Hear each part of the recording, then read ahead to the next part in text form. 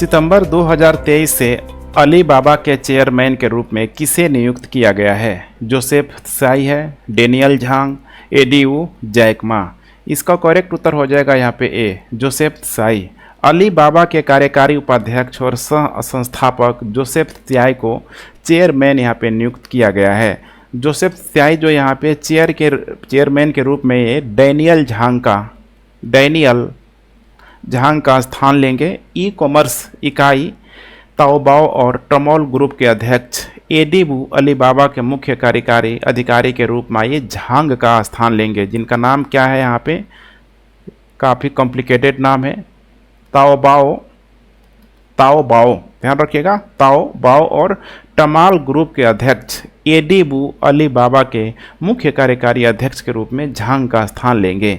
सितंबर में दोनों नियुक्तियां प्रभावी हो जाएंगी और झांग अली बाबा की क्लाउड यूनिट के चेयरमैन और सीईओ के रूप में काम करते रहेंगे।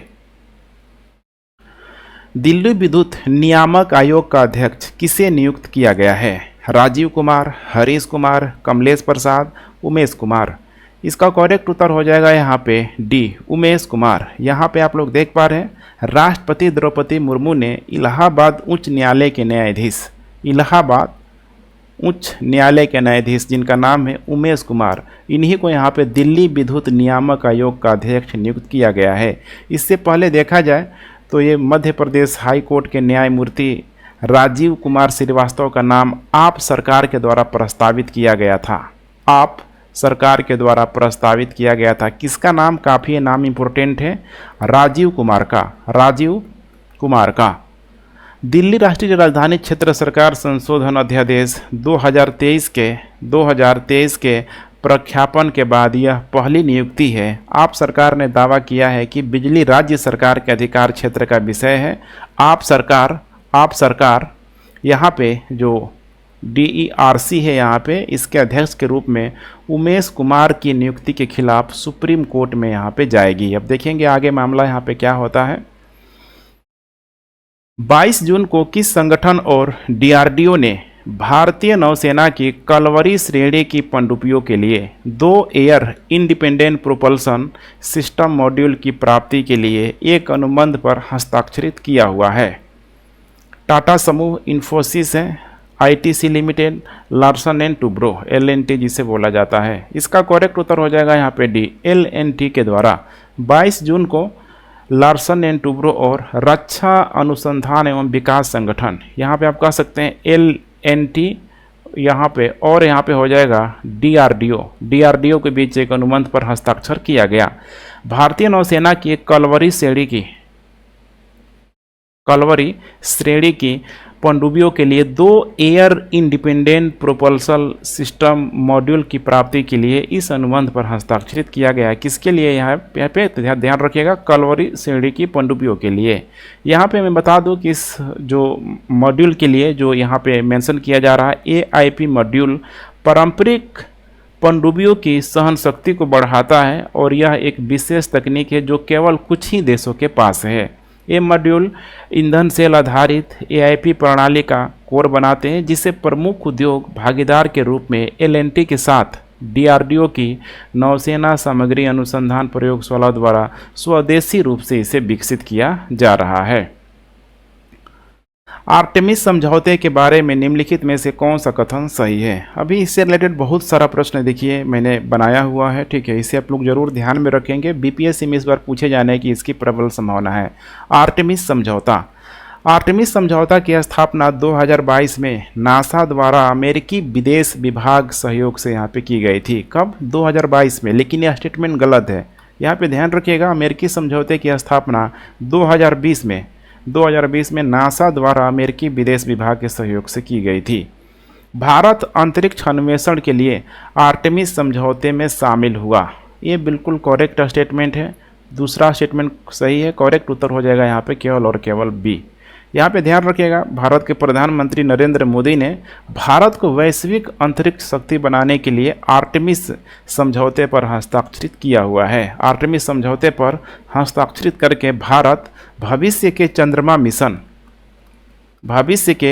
चंद्रमा मिशनों में अमेरिका के साथ सहयोग कर सकता है और ज्ञान और विशेषता को साझा करने में भी ये सक्षम बनाएगा।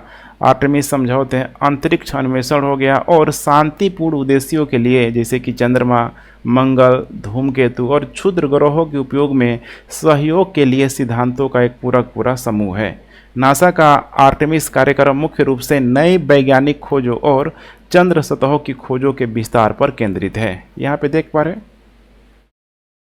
हाल ही में एक सबमर्सिबल जहाज टाइटन डैश डैश में ब्रिटेन यात्री जहाज टाइटैनिक के डूबने की जगह के पास यहाँ पे फट गया। तो यहाँ पे देख पा रहे हैं, जो मेंशन किया गया है यहाँ पे सबमर्सिबल की, यहाँ पे ठीक है, बहुत ही चर्चा में रहा था, खासकर जो ओशियनिक कंपनी की थी। तो यहाँ पे बताया जा रहा है कि टाइटैनिक के डूबने की जगह पास फट गया था। यहाँ पे टाइम यहाँ पे दिया हुआ है, पूछा जा रहा है कि टाइटैनिक यहाँ पे ठीक है कब डूबा हुआ था। तो देखिए इसका करेक्ट उत्तर हो जाएगा बी, 1912। 1912 में ब्रिटिश जो यात्री जहाज था टाइटैनिक के डूबने की जगह के पास पनडुब्बी जहाज टाइटन ने फट गया, पूरा ध्यान रखिएगा, फट गया। टाइटन पनडुब्बी पर सवार सभी 5 सदस्यों को यहाँ पे मृत घोषित कर दिया गया है।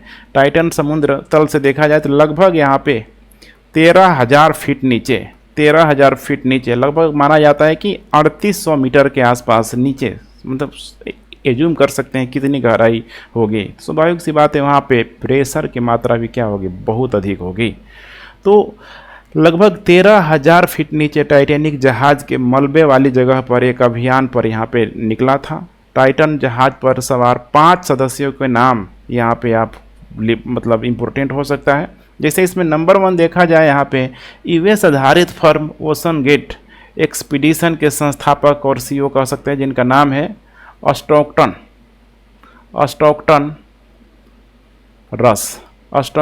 रस।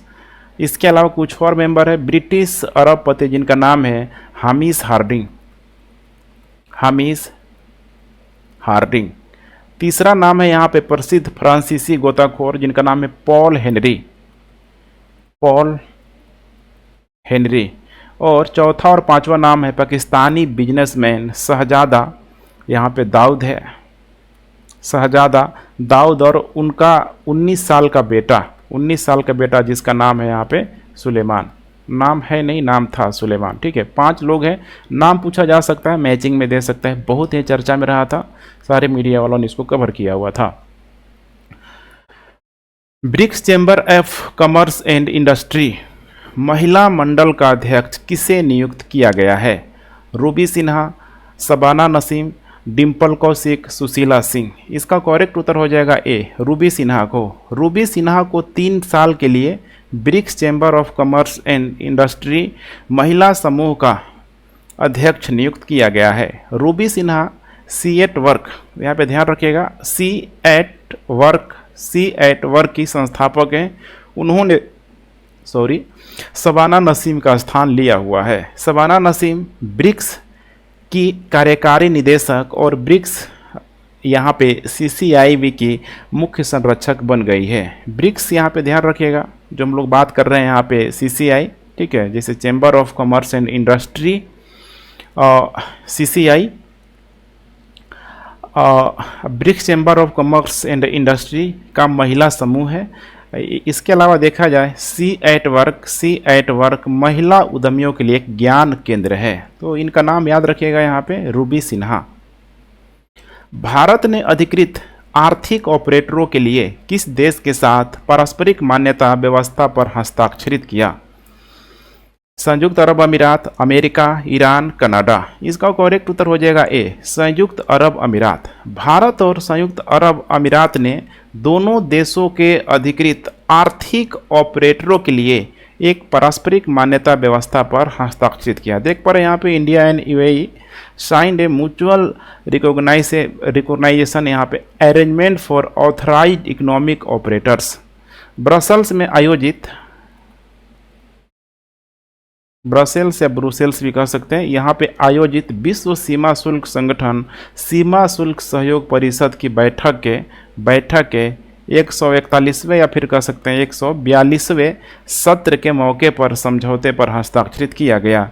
समझौते पर हस्ताक्षरित करके भारत और यूएई सीमा शुल्क प्रक्रियाओं को सुव्यवस्थित और तेज करेंगे। यह अधिकृत व्यवसायों के लिए प्रशासनिक बोझ और लागत को कम करने में मदद करेगा। इससे यहाँ पे ध्यान रखिएगा, क्लीयरेंस पूरी तरीके से कम हो जाएगा और सीमा पार व्यापार में जो दक्षता होगी बढ़ेगी ही बढ़ेगी। भारत इन पेरिस अभियान डैश डैश से संबंधित है। पेरिस ओलंपिक खेलों के बारे में जागरूकता फैलाने के लिए 2024 के कॉमनवेल्थ गेम से पहले खेलों को बढ़ावा देने के लिए पेरिस ओलंपिक गेम्स 2024 में क्रिकेट को शामिल करने के लिए इनमें से कोई नहीं। इसमें करेक्ट उत्तर हो जाएगा यहाँ पे ए, पेरिस ओलंपिक खेलों के बारे में जागरूकता को फैलाने के लिए। नई दिल्ली के यहाँ पे जवाहरलाल नेहरू स्टेडियम में केंद्रीय मंत्री यहाँ पे देख पा रहे हैं अनुराग ठाकुर द्वारा भारत इन पेरिस अभियान को हरी झंडी यहीं से दिखाई गई। इसका जो मुख्य जो उद्देश्य है, भारतीय ओलंपिक संघ द्वारा भारत इन पेरिस अभियान जो शुरू किया गया है, मुख्य उद्देश्य है पेरिस ओलंपिक खेलों से पहले पूरे भारत में जागरूकता फैलाना और खेलों को यहाँ पे बढ़ावा देना है। केंद्रीय मंत्री अनुराग ठाकुर ने कहा है कि टारगेट ओलंपिक पोडियम योजना 2014-15 में शुरू की गई थी। इस योजना के तहत सरकार शीर्ष एथलीटों के रहने और प्रशिक्षण का सारा खर्च वहन करती है। 2024 का ओलंपिक का आयोजन, ध्यान रखिएगा, 26 जुलाई से 11 अगस्त तक फ्रांस के पेरिस में यहाँ पे किया जाएगा। निम्नलिखित में से किसने अपने लघु कथा संग्रह को कोटुक ऐप के लिए हिंदी भाषा श्रेणी में बाल साहित्य पुरस्कार जीता हुआ है? विशाखा विश्वनाथ, सुधा मूर्ति, सूर्यनाथ सिंह, बलवान सिंह। इसका करेक्ट उत्तर यहाँ पे हो जाएगा सूर्यनाथ सिंह। साहित्य अकादमी ने 2023 के बाल साहित्य पुरस्कार और युवा पुरस्कार के विजेताओं की घोषणा कर दी है। सूर्यनाथ सिंह ने लघु कहानियों के संग्रह, जिसका नाम है यहाँ पे कोटुक ऐप, कोटक नहीं है, ध्यान रखिएगा, कोटुक ऐप के लिए हिंदी भाषा श्रेणी में बाल साहित्य पुरस्कार जीता हुआ है। एकनाथ अवार्ड ने कुछ और भी नाम है, जैसे कि एकनाथ का भी इसमें नाम है। एकनाथ ने अपनी छंद देई आनंद के, छंद और भी विजेताओं के नाम है, छंद देई आनंद के लिए मराठी भाषा श्रेणी में बाल साहित्य पुरस्कार जीता हुआ है। उसी तरीके से जो युवा पुरस्कार मिला हुआ है उनका नाम है विशाखा विश्वनाथ को स्वतः विरुद्ध उभय करताना के लिए युवा पुरस्कार मिला हुआ है। इसके अलावा कुछ और भी पुरस्कार है, जैसे कि एक यहाँ पे है, यहाँ पे बाल साहित्य पुरस्कार ये मिला हुआ है सुधा मूर्ति को उनके कहानियों के संग्रह, जिनका नाम है grand parents bag of stories के लिए बाल साहित्य पुरस्कार से सम्मानित किया गया है। निम्नलिखित में से कौन सा कथन सही है? नव विकसित भारतीय मानक, यहाँ पे देख पा रहे हैं इंडियन स्टैंडर्ड का यहाँ पे जो भी कोड दिया हुआ है, एग्री बाय प्रोडक्ट से बने बर्तनों के लिए होगा, जो बिल्कुल सही है। बायोडिग्रेडेबल एग्री बाय प्रोडक्ट से बने बर्तनों का उपयोग पर्यावरण सुरक्षा, प्राकृतिक संसाधनों के संरक्षण और चक्रीय अर्थव्यवस्था को बढ़ावा देने में योगदान देगा, ये भी बिल्कुल सही है। करेक्ट उत्तर हो जाएगा सी। यहाँ पे 1 और 2 यहाँ पे दोनों ही यहाँ पे करेक्ट स्टेटमेंट है। तो यहाँ पे ध्यान रखिएगा, प्लास्टिक प्रदूषण को कम करने के लिए और स्थिरता को बढ़ावा देने के लिए भारतीय मानक ब्यूरो, जिसको यहाँ पे BIS यहाँ पे बोला जाता है, BIS ने एग्री बाय प्रोडक्ट से बने बर्तनों के लिए मानक यहाँ पे जारी किया हुआ है। नव विकसित भारतीय मानक एग्री बाय प्रोडक्ट से बने बर्तनों के लिए होगा, जैसे कि इस पे कई सारे ठीक है बर्तन है, जैसे कि प्लेट हो गया, कप कटोरे जैसे बर्तन बनाने के लिए पसंदीदा सामग्री के रूप में देखा जाए तो विशेष जो पत्तियों का, इसके अलावा जो आवरण जैसे कृषि बाय प्रोडक्ट के उपयोग के रूप में यहाँ पे निर्दिष्ट करता है। खासकर देखेंगे पत्तियों वगैरह से, ठीक है, तो ट्राइब वगैरह इलाके में देखेंगे तो बड़े मात्रा में वहाँ पे आज भी इसका प्रयोग किया जाता है। यह पौधे और पेड़ों के उचित हिस्सों का उपयोग करने की भी सिफारिश करता है, और हॉट प्रोसेसिंग हो गया, कोल्ड प्रोसेसिंग हो गया, इसके अलावा मोल्डिंग और सिलाई जैसे विनिर्माण तकनीक प्रदान करता है, जिसके वजह से कोई भी बर्तन, जैसे यहाँ पे मैंने मेंशन किया, प्लेट कप कटोरा वगैरह यहाँ पे बनाया जा सके। यह तेज किनारों के बिना चिकनी सतहों के उपयोग पर भी जोर देता है, और रसायनों हो गया, रेजिन और चिपकने वाले पदार्थों के उपयोग को भी ये पूरी तरीके से प्रतिबंधित करता है। काफ़ी इंपॉर्टेंट है, ध्यान रखिएगा यहाँ पे। भारत और कौन सा देश WTO में 6 व्यापार विवादों को समाप्त करने पर सहमत हुए हैं? जापान, संयुक्त राज्य अमेरिका, रूस, चीन। इसका करेक्ट उत्तर हो जाएगा यहाँ पे बी, संयुक्त राज्य अमेरिका। भारत और अमेरिका पारस्परिक रूप से सहमत समाधानों के माध्यम से WTO में, वर्ल्ड ट्रेड ऑर्गेनाइजेशन में 6 व्यापार विवादों को समाप्त करने पर सहमत हुए हैं। जैसे कि भारत जो है बादाम हो गया, अखरोट हो गया और सेब जैसे 28 अमेरिकी उत्पादों पर सीमा शुल्क यहाँ से हटा लेगा, और भारत ने स्टील और एल्युमिनियम पर राष्ट्रीय सुरक्षा उपायों की धारा 232 के जवाब में लगाए गए प्रतिशोधित टैरिफ को हटाने पर सहमति भी व्यक्त की। अब अमेरिका कुछ भारतीय इस्पात और एल्युमिनियम उत्पादों के बाजार तक यहाँ पे पहुँच प्रदान करने में भी सहमत हो गया है भारत के। इसके अलावा अमेरिका भारत का देखेंगे तो सबसे बड़ा व्यापारिक भागीदार देश के रूप में उभर रहा है। 2022-23 में देखा जाए, 2022-23 में जो द्विपक्षीय जो व्यापार हुआ है लगभग 128.8 बिलियन अमेरिकी डॉलर।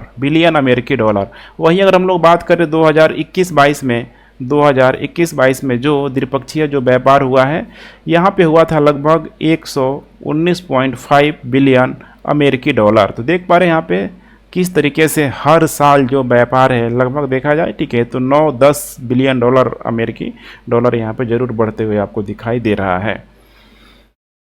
उद्यमी भारत MSME दिवस विज्ञान भवन नई दिल्ली में किस तारीख को यहाँ पे मनाया जाएगा? 27 जून है, 28, 29, 30 जून। इसका करेक्ट उत्तर यहाँ पे हो जाएगा 27 जून को। 27 जून को विज्ञान भवन नई दिल्ली में उद्यमी भारत MSME दिवस यहाँ पे मनाया जाएगा। देख पा रहे हैं यहाँ पे MSME micro small and medium size enterprise होता है। अंतर्राष्ट्रीय सूक्ष्म लघु और मध्यम उद्यम यहाँ पे दिवस के अवसर पर सूक्ष्म लघु और मध्यम उद्यम, ठीक है, मध्यम उद्यम मंत्रालय द्वारा उद्यमी भारत MSME दिवस का आयोजन यहाँ पे किया गया था। इस कार्यक्रम के दौरान यहाँ पे देखा जाए तो यहाँ पे सूक्ष्म लघु और मध्यम उद्यम मंत्रालय द्वारा MSME की वृद्धि और विकास के लिए विभिन्न पहल यहाँ पे शुरू की जाएगी। इसमें क्लस्टर परियोजनाओं और प्रौद्योगिकी केंद्रों की जियो टैगिंग के लिए यहाँ पे चैंपियंस 2.0, ये बहुत इंपॉर्टेंट है, चैंपियंस 2.0 पोर्टल तथा मोबाइल ऐप का भी लॉन्च किया गया। भारत की सबसे बड़ी निजी रेल कोच फैक्ट्री का उद्घाटन 22 जून को किस राज्य में किया गया? बहुत इंपॉर्टेंट है, 22 जून को किस राज्य में किया गया? फिर सीधे दे सकता है किस राज्य में किया गया। आंध्र प्रदेश, तेलंगाना है, तमिलनाडु है, इसके अलावा केरल है। इसका करेक्ट उत्तर हो जाएगा यहाँ पे बी, तेलंगाना में। भारत की सबसे बड़ी निजी रेल कोच फैक्ट्री का उद्घाटन तेलंगाना के कोंडाकल में एक गांव का नाम है, उसी गांव में किया गया। मुख्यमंत्री के चंद्रशेखर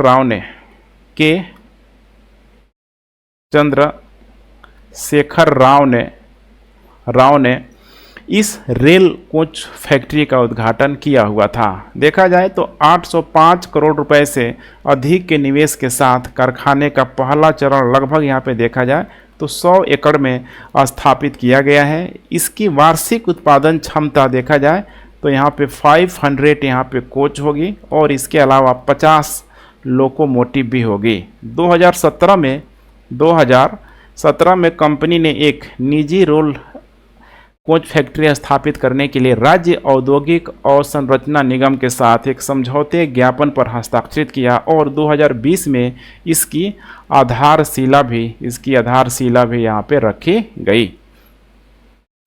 निम्नलिखित में से किस कंपनी को प्रतिष्ठित 2023-24 का सबसे पसंदीदा कार्यस्थल का खिताब मिला हुआ है? NTPC, ONGC, NHPC, IRCTC.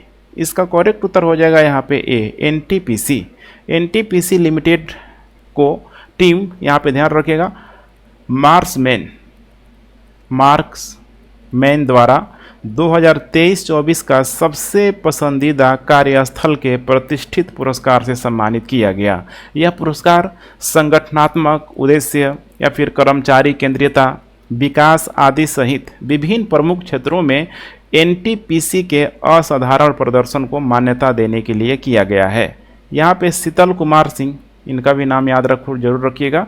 शीतल कुमार सहित अन्य अधिकारियों ने एनटीपीसी की ओर से पुरस्कार प्राप्त किया। यह पुरस्कार देखा जाए तो निरंतर सुधार, बेहतर तालमेल और सीखने के अवसरों के माध्यम से मानव संसाधनों के विकास और प्रबंधन में उत्कृष्टता हासिल करने के लिए एनटीपीसी की प्रतिबद्धता को दर्शाती है। एनटीपीसी के प्रगतिशील और पीपुल बिफोर पीएलएफ, जिसको प्लांट लोड फैक्टर भी बोला जाता है, दृष्टिकोण ने इसे एक पसंदीदा कार्यस्थल बना दिया है। यहाँ पे देखा जाए तो इंडिया टुडे हो गया, इंडिया टुडे। इसके अलावा बिजनेस समझ जाइएगा आप लोग, स्टैंडर्ड के सहयोग से टीम मार्क्समैन ने पुरस्कार का आयोजन किया हुआ था। हाल ही में निम्नलिखित में से किस देश की रूढ़िवादिता न्यू डेमोक्रेसी पार्टी ने संसदीय चुनाव जीता हुआ है? ग्रीस, अल्बानिया, बुल्गारिया, तुर्की। इसका करेक्ट उत्तर हो जाएगा यहाँ पे ए, ग्रीस। ग्रीस की रूढ़िवादिता न्यू डेमोक्रेसी पार्टी ने संसदीय चुनाव जीत लिया है। इससे सुधारीवादी क्यारिकोस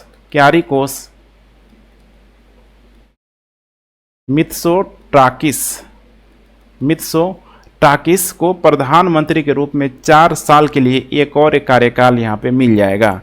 मैं आपको बता दूं कि 2019 में मई के समय यहाँ पे जो चुनाव हुआ था, उसी समय ये ग्रीस के प्रधानमंत्री के रूप में चुन के आए हुए थे और 2023 में जब इनका कार्यकाल यहाँ पे ख़त्म होने वाला था तो पहला चुनाव भी हुआ था 21 मई के आसपास, लेकिन इसमें किसी को पूर्ण बहुमत नहीं मिला हुआ था, इसीलिए दोबारा चुनाव हुआ यहाँ पे लगभग देखा जाए तो 25 मई के आसपास, ठीक है, यहाँ पे चुनाव हुआ और फिर तब जाके ये यहाँ पे जीत गए। तो अब इससे स्वाभाविक सी बात है कि इनके कार्यकाल का क्या हो जाएगा, विस्तार हो जाएगा या फिर दोबारा शपथ ग्रहण, जो भी हो।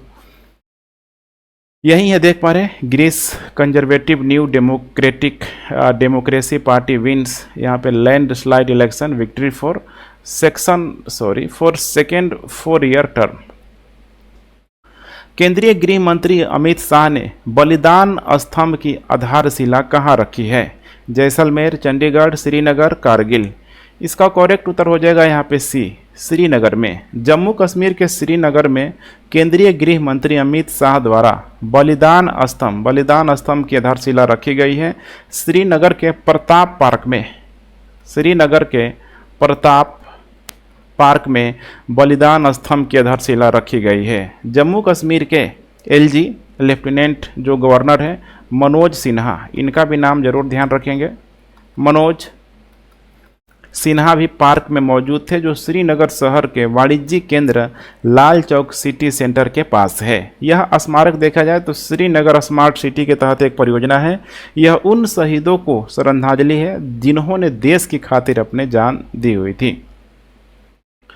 वित्त वर्ष 2023 में कितने राज्यों ने पूंजीगत व्यय लक्ष्य का 75% से यहाँ पे कम हासिल किया हुआ है? 15, 16 राज्य, 18, 14।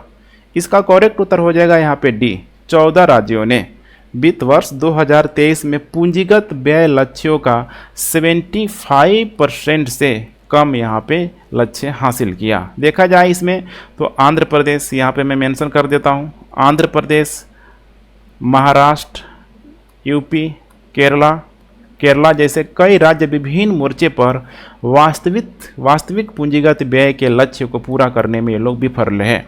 केवल 4 राज्य, 4 यहाँ पे जो स्टेट है, जैसे कि यहाँ पे कर्नाटक हो गया, कर्नाटक के साथ साथ ध्यान से देखते चलिए आप लोग, सिक्किम, अरुणाचल प्रदेश और यहाँ पे हो जाएगा बिहार।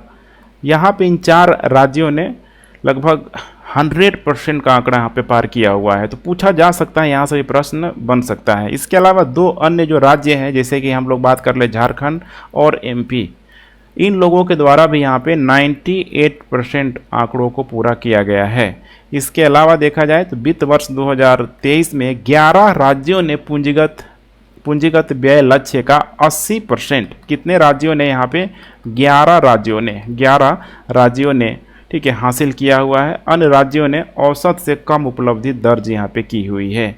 यूपी और महाराष्ट्र का परिव्यय देखा जाए यहाँ पे तो 2.19 लाख करोड़ रुपए था, जो इन 25 राज्यों के कुल पूंजीगत व्यय का देखा जाए तो काफ़ी अधिक है, 29.2%, सिर्फ और सिर्फ 2 राज्यों का, यूपी और महाराष्ट्र का। विश्व बैंक ने सरकारी संस्थानों में तकनीकी शिक्षा की गुणवत्ता में सुधार करने के लिए कितने ऋण को मंजूरी दी है? देख पा रहे 255 मिलियन अमेरिकी डॉलर, 115.5 मिलियन अमेरिकी डॉलर, 455.5 मिलियन अमेरिकी डॉलर, 655.5 है यहाँ पे मिलियन अमेरिकी डॉलर।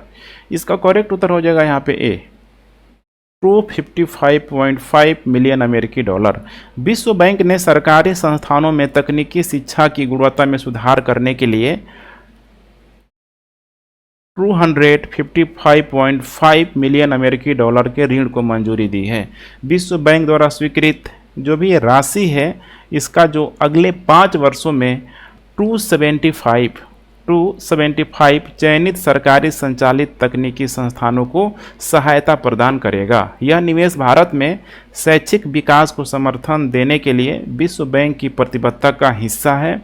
तकनीकी शिक्षा में देखा जाए तो बहुविषयक शिक्षा हो गया और अनुसंधान सुधार परियोजना मुख्य रूप से छात्र कौशल और रोजगार क्षमता में सुधार पर ठीक है, जो इम्प्रूवमेंट पर यहाँ पे विशेष ध्यान दिया जाएगा। इस पहल के अनुसार छात्रों को उन्नत पाठ्यक्रम तक पहुँच प्राप्त होगी। इससे सालाना यहाँ पे देखा जाए तो लगभग यहाँ पे 3,50,000 से अधिक छात्रों को लाभ भी मिलेगी। केंद्र सरकार ने बिजली नियमों में संशोधन किया और टीओडी टैरिफ पेश किया। निम्नलिखित में से कौन सा कथन सही है? TOD tariff, time of day tariff भी इसको बोला जाता है, पूछा जा सकता है इसको, टाइम ऑफ डे टैरिफ। दिन के 100 घंटों के दौरान टैरिफ सामान्य टैरिफ से 10 से 20% यहाँ पे क्या होगा, लिखा हुआ है यहाँ पे अधिक होगा।